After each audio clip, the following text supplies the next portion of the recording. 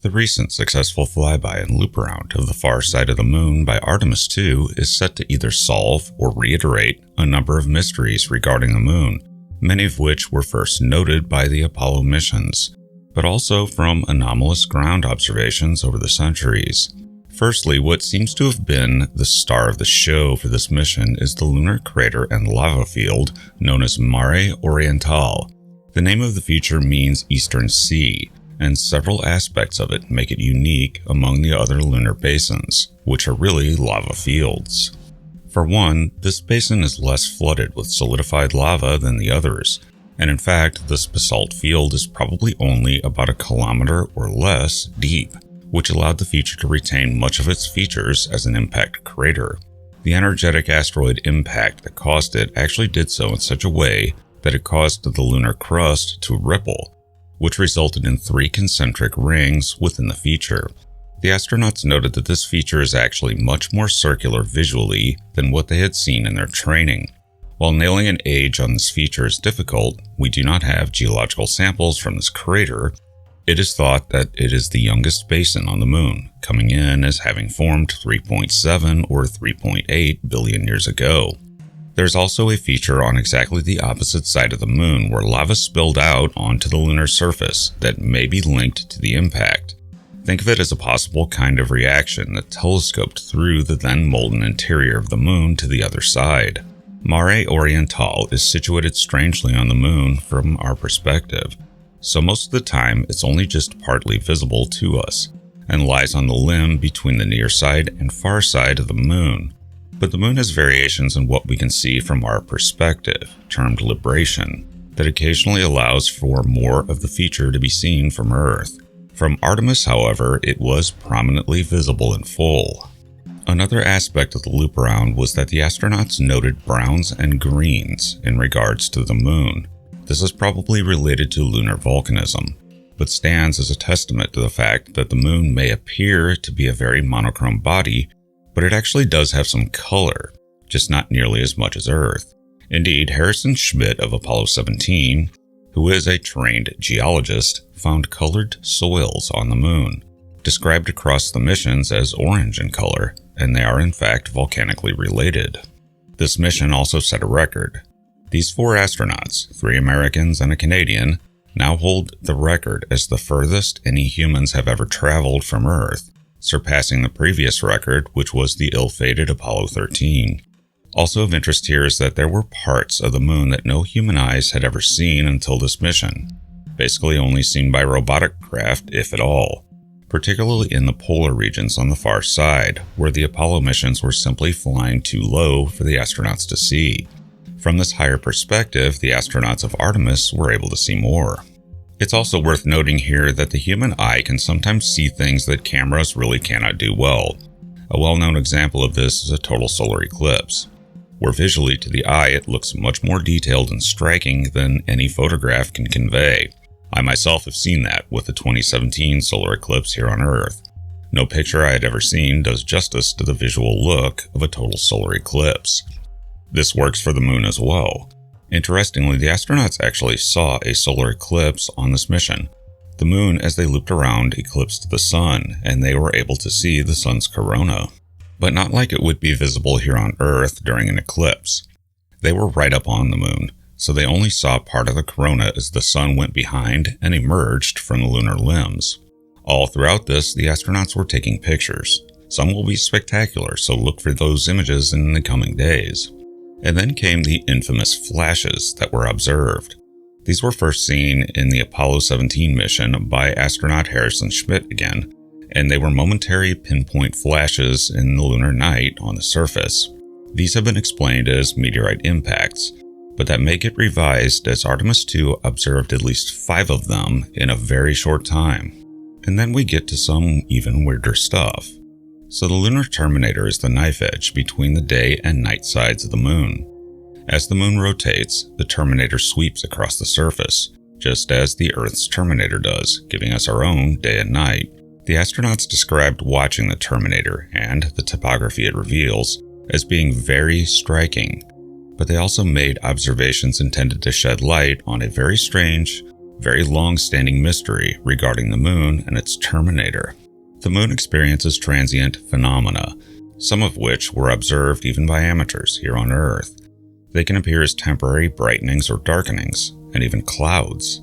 Notably, Apollo 11 observed a brightening in the Aristarchus region of the moon, which had long been known to host events like this based on observations done from Earth. There are a number of potential explanations for what's going on here, and the transient phenomena may not all be due to the same thing. One option is outgassing from the lunar interior left over from its volcanic days.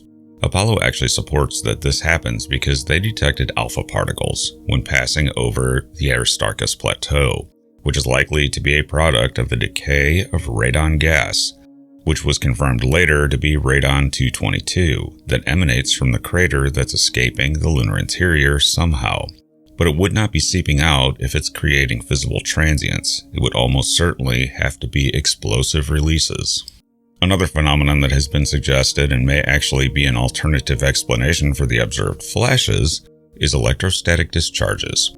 The solar wind, or even the escaping gases themselves, could cause electrical discharges, which might cause the various transient phenomena. This phenomenon gets weirder, if in fact it's happening, because it's possible for electrical charging to actually levitate dust on the moon and create clouds. But that brings the terminator back into the picture. One of the Apollo missions studying the terminator had an experiment known as the LEAM, or Lunar Ejecta and Meteorites Instrument, and it was specifically looking for puffs of dust that should be created when micrometeorites hit the moon's soil. But the instrument accidentally measured that dust levels on the moon actively rise and then fall in lockstep with the terminator, which is inconsistent with micrometeorites. Artemis II followed up on these observations and specifically looked for this phenomenon. And while the results aren't yet in, it may confirm or disprove the phenomenon. The idea is that the day side of the moon has a positive electrical charge, and the night acquires a negative one. This could mean that the dust at the terminator rises off the ground and levitates, causing a kind of front that moves with the terminator as a kind of electrostatic, low-gravity, permanent dust storm. There was actually a further mystery with the LEAM instrument. So hours after the lunar sunrise, the instrument heated up significantly more than it should have.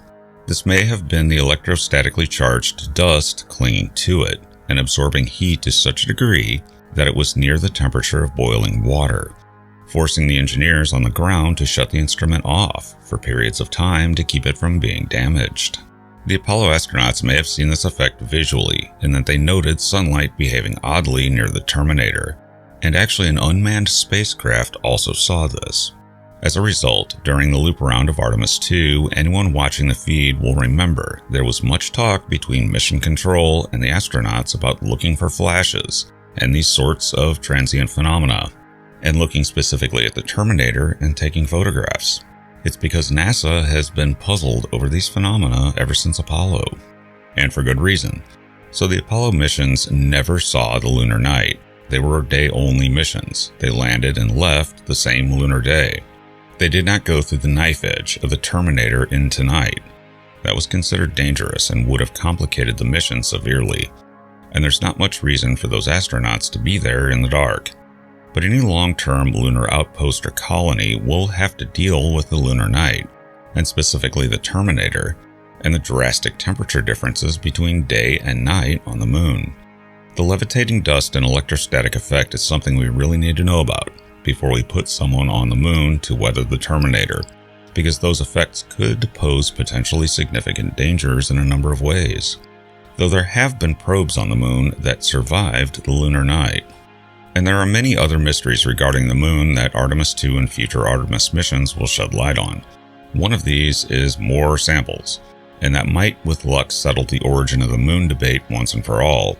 Another mystery is why the far side of the moon is so dramatically different from the near side in appearance. There are probably physical reasons for this, but so far no models fully account for it. Geological sampling from the far side in a future mission should help to understand this. And then there is a huge mystery left from the Apollo era. The returned rock samples were found to have been magnetized at some point. This points directly to the moon once having had a magnetic field, and by nature an internal molten dynamo. When that shut down or how long it lasted are open mysteries. But more importantly, how did it start up in the first place?